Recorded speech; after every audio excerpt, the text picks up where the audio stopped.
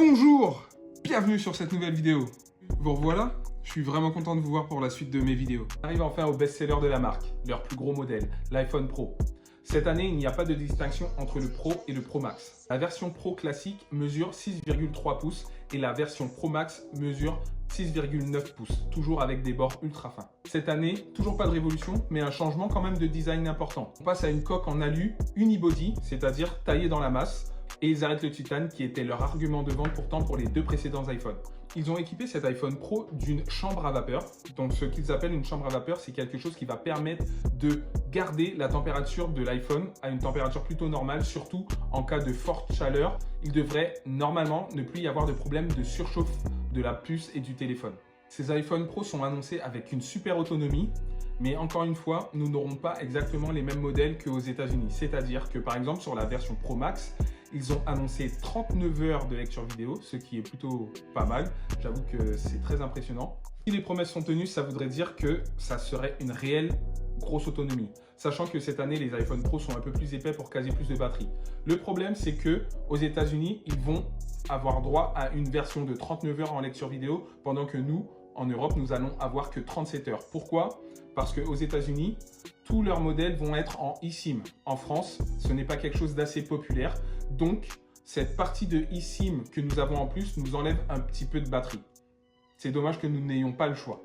Et rien que pour cette partie, on perd quand même 2 heures d'autonomie. Le modèle Pro possède de l'USB type C 3. J'avoue que je trouve que c'est un peu léger, surtout pour un téléphone Pro qui se veut faire de gros fichiers vidéo sur lesquels on va revenir plus tard. Comme souvent, les modèles Pro ont des caractéristiques photo et vidéo supérieures aux autres modèles. C'est-à-dire que déjà, les 3 capteurs arrière du modèle Pro sont en 48 mégapixels. Cette année, ils incluent du ProRes RAW, qui est un format vidéo encore plus gros, encore plus lourd, encore plus, toujours plus. C'est un format vidéo qui va venir vraiment prendre un maximum de détails dans une vidéo pour pouvoir la retravailler en post-production. Ils viennent initier aussi ce qu'on appelle le Genlock. Alors, en gros, le Genlock, comme vous le voyez un petit peu sur la présentation vidéo, c'est quelque chose pour faire des effets à la Matrix. Pour moi, ces 2 nouvelles caractéristiques sont très intéressantes, mais ne sont vraiment pas destinées à la plupart des gens.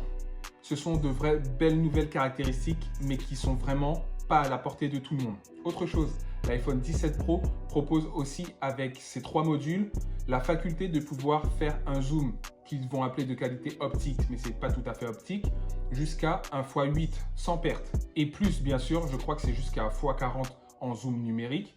Et le tarif pour l'iPhone 17 Pro Max est de 1 479 €. Là, je vais m'orienter sur une version Pro, sûrement pas le orange que je trouve horrible, mais ce n'est que mon avis. Peut-être qu'une fois que je l'aurai vu en vrai, ça va changer. Pareil, je l'avais dit dans ma précédente vidéo, mais c'est vrai que cet embonpoint au niveau du module photo me dérange particulièrement. Je ne trouve pas ça très beau, très esthétique.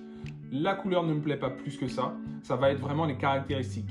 Et comme je pense que l'aspect de cet iPhone va durer encore au moins 2 ans, c'est-à-dire que l'iPhone Pro de l'année prochaine ressemblera encore à celui-là, je vais me décider à le changer et à enfin prendre le nouveau.